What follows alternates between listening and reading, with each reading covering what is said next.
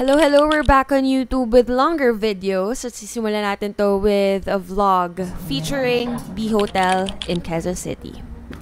Nakapag-post na ako ng short walkthrough video ng room on TikTok and IG. So, ito naman is a longer version in landscape format para mas ma-appreciate nyo din yung space. Yan. So, ito yung sala, meron ding dining table, meron ding kitchen area, andun yung ref and yung microwave pag gusto nyo mag-init ng food. And then, this is the bedroom. Nandito din sa loob yung CR. And then, if you notice, may dalawang TV sa sala and sa bedroom. Ayan. So, very spacious din yung CR. Meron din bathtub para sa mga gustong magbabad dyan. So, nagamit yan ng aking mood Raquels bilang ito naman ay Mother's Day treat din para sa kanya. Bago niyo pansinin yung paghahanap ko ng tamang framing dyan, if you notice, may kama dyan sa may gilid. Yan yung isa pang bed na sinet up nila since tatlo kami sa room. For context, bago niyo husgahan yung mga pinagagawa ko dyan, nag-shoot kasi ako ng maraming clips dito. Dahil, yun nga, sinamantala na natin ng magandang lighting para naman ma-ROI natin ang ginastos natin sa room na ito. Mother's Day pero parang ang mas nakinabang ay ako ang galing. And ayun, pagkagaling ng trabaho, ano pa ba ang gagawin? Nung natulog na sila mama after namin manood ng movie na hindi natapos dahil inantok na sila, ayan ang ginawa ko sa may sala. Buti na lang talaga separate yung bedroom. Kasi at least, tingnan mo, nagawa ko yan. Nakapag-shoot ako, marami ako na-shoot actually, so excited akong i-edit yung mga yan. Hindi yan yon, pero i-upload ko yan pagkatapos ko i-edit. Ganyan lang, vibes lang.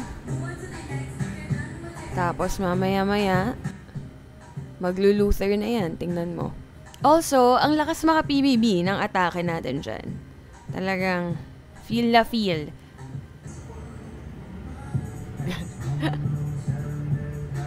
Yeah. Go girl.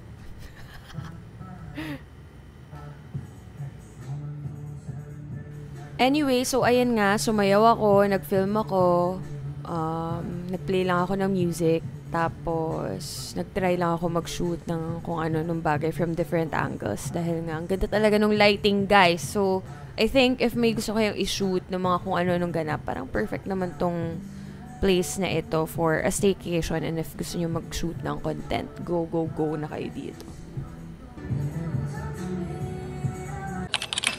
Ayan, this is the morning after, and kung hindi ako nagkakamali, 6 to 10 a.m. yung breakfast nila. Medyo late lang kami bumaba, kaya ganyan na yung itsura ng buffet, but nire-refill naman nila agad.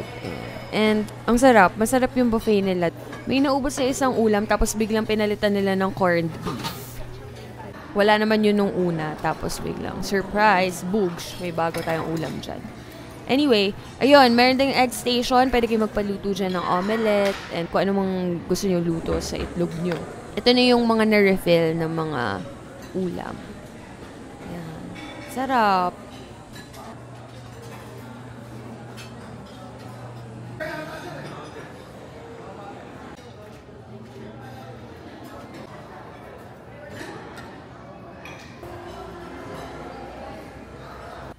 B Hotel also has a gym and a swimming pool. Meron din silang function rooms you can book for specific events, so you can just message them sa socials nila or email them. Sa lobby, meron din silang pastry corner. Dito yung cafe nila, so nag-order lang din ako dyan before we left. Yep.